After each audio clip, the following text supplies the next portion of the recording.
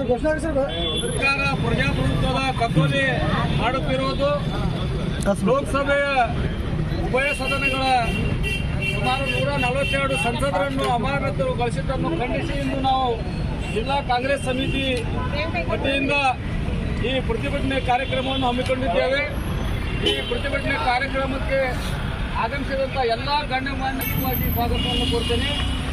ಈ ಉದ್ದೇಶಿಸಿ ನಮ್ಮ ಮಾಜಿ ಬ್ಲಾಕ್ ಅಧ್ಯಕ್ಷರು ಹಾಗೂ ಮಾಜಿ ಜಿಲ್ಲೆಯ ಅಧ್ಯಕ್ಷರಾದಂಥ ಆಜಾದ್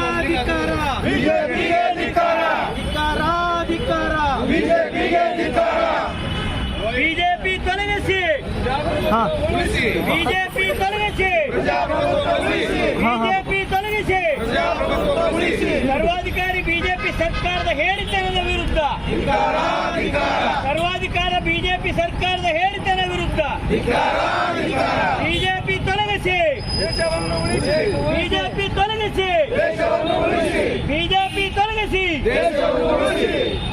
ಕೇಂದ್ರದ ಬಿಜೆಪಿ ಸರ್ಕಾರಕ್ಕೆ,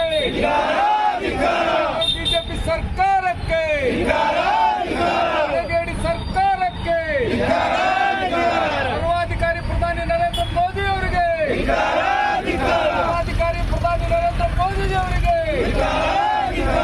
ಬಿಜೆಪಿ ಸರ್ಕಾರಕ್ಕೆ, ಸರ್ವಾಧಿಕಾರಿ ಬಿಜೆಪಿ ಸರ್ಕಾರಕ್ಕೆ,